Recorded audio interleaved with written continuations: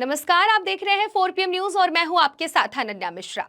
17 महीने से तिहाड़ जेल में बंद मनीष सिसोदिया बीते दिन जेल से बाहर आ गए हैं। तिहाड़ जेल से बाहर आए दिल्ली के पूर्व उप मुख्यमंत्री मनीष सिसोदिया ने एक्स पर आज एक भावुक पोस्ट किया है और साथ ही अपनी पत्नी के साथ फोटो भी शेयर की। मनीष सिसोदिया एक्स पर लिखे हैं कि आजादी की सुबह की पहली चाय।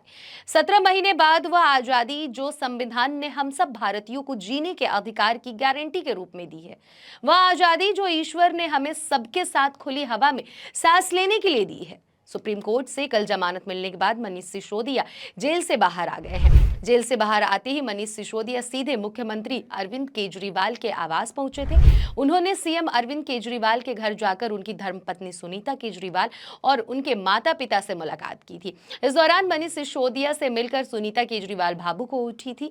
मनीष सिसोदिया ने सीएम अरविंद केजरीवाल के माता पिता का पैर छूकर आशीर्वाद भी लिया था और हालचाल जाना था। इस दौरान उन्होंने दिल्ली सरकार के मंत्रियों और विधायकों से भी मुलाकात की।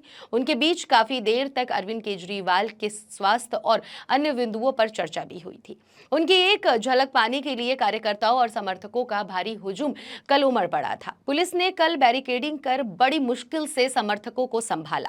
इस दौरान कार्यकर्ताओं ने मनीष सिसोदिया जिंदाबाद, अरविंद केजरीवाल जिंदाबाद के नारे लगाए जब मनीष सिसोदिया जेल से रिहा हो रहे थे। इसके बाद मनीष सिसोदिया अपने घर पहुंचे और अपनी पत्नी व वृद्ध सास से मिलकर भावुक भी हो गए। घर पहुंचने पर मनीष सिसोदिया की पत्नी सीमा सिसोदिया ने आरती करके उनका स्वागत किया। इस दौरान पुष्प वर्षा और आतिशबाजी भी की गई। इस दौरान उनकी पत्नी और परिवार के अन्य लोग मनीष सिसोदिया को अपने बीच पाकर भावुक हो पड़े।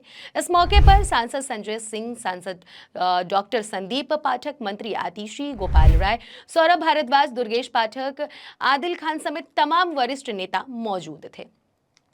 मनीष सिसोदिया जेल से निकलने के बाद आज की अगर बात कही जाए तो जमकर बीजेपी पर वो वार भी कर रहे हैं। दरअसल आपको बता दें कि सिसोदिया की जेल से निकलने के बाद से ये भी अटकलें जोरों पर हैं कि अरविंद केजरीवाल की गैर मौजूदगी में वह दिल्ली सरकार के कामकाज का जिम्मा संभाल सकते हैं या फिर क्या कुछ वो करेंगे। अभी इस पर फाइनल निर्णय नहीं आया, लेकिन आपको बता दें कि आम आदमी पार्टी के बहुत सारे ऐसे नेता और कार्यकर्ता हैं जो चाहते हैं कि मनीष सिसोदिया जल्दी से मंत्री पद पर वापस लौटे। उनका कहना है कि सिसोदिया का पिछला काम और अभी का माहौल, खासकर जब मुख्यमंत्री अरविंद केजरीवाल जेल में है, उन्हें दिल्ली सरकार का नेतृत्व करने के लिए एकदम सही उम्मीदवार बनाता है।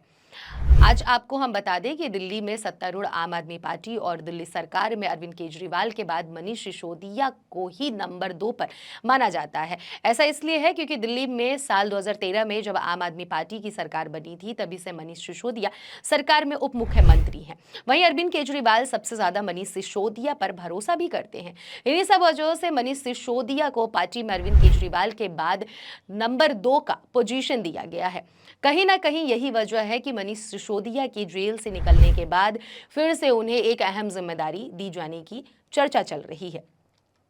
मनीष सिसोदिया के जेल से बाहर आने के बाद अब सबसे बड़ा सवाल यह है कि वो किस भूमिका में होंगे। क्या वापस वह दिल्ली के डिप्टी सीएम का पद ग्रहण करेंगे या फिर क्या कुछ वो ग्रहण करते हैं? ये सवाल बनकर अभी भी गूंज रहा है कि सिसोदिया की जेल से बाहर आने के बाद क्या कुछ होने वाला है। इसी के साथ आपको मैं भी बताते चले कि सिसोदिया की जेल से बाहर आने के बाद 15 अगस्त को दिल्ली में झंडा कौन फहराएगा, ये भी सवाल एक बनकर खड़ा है। वहीं आपको हम ये भी बता दें कि दिल्ली के सीएम अरविंद केजरीवाल ने जेल से एलजी को पत्र लिखकर कहा था कि वह चाहते हैं कि उनकी जगह आतिशी झंडा फहराएंगी। 15 अगस्त से पहले अभी 5 दिनों का वक्त काफी है और इन बचे हुए दिनों में सिसोदिया किस भूमिका में नजर आते हैं, यह देखने वाली बात होगी। सिसोदिया के पास वित्त, शिक्षा समेत कई महत्वपूर्ण मंत्रालय की जिम्मेदारी उनके पास थी। सरकार और पार्टी दोनों ही जगह उनकी नंबर 2 की भूमिका थी। उनकी गैर मौजूदगी में आतिशी महत्वपूर्ण मंत्रालयों की जिम्मेदारी संभाल रही हैं। अब ऐसे में आम आदमी पार्टी या अरविंद केजरीवाल की ओर से सिसोदिया के मंत्रिमंडल में शामिल होने को लेकर अभी तक कुछ नहीं कहा गया है, लेकिन पार्टी कार्यकर्ताओं के जो बयान सामने आए हैं उससे यह साफ साफ लगता है कि पार्टी कार्यकर्ता मनीष सिसोदिया को चाहते हैं कि वो फिर से मंत्री पद ग्रहण करें।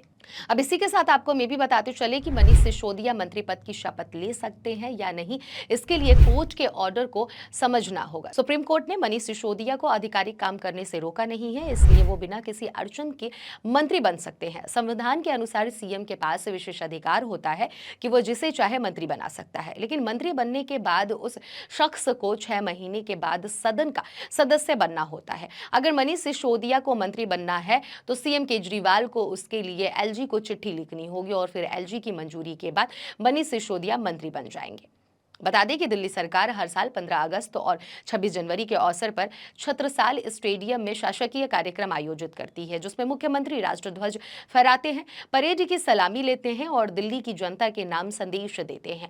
अभी तक ये जिम्मेदारी मुख्यमंत्री अरविंद केजरीवाल ही निभाते हुए आ रहे हैं, लेकिन इस बार वह जेल में है और 15 अगस्त नजदीक है। इसे देखते हुए सीएम ने पहले से ही एलजी को चिट्ठी लिखकर एक तरह से यह स्पष्ट कर दिया है कि उनकी गैर मौजूदगी के बावजूद भी उन्हीं के पार्टी के मंत्री झंडा फहराएंगे। अब देखना यह होगा कि आगे अरविंद केजरीवाल की ओर से क्या फैसला किया जाता है और अब मंत्री आतिशी झंडा फहराएंगे 15 अगस्त पर या फिर मनीष सिसोदिया।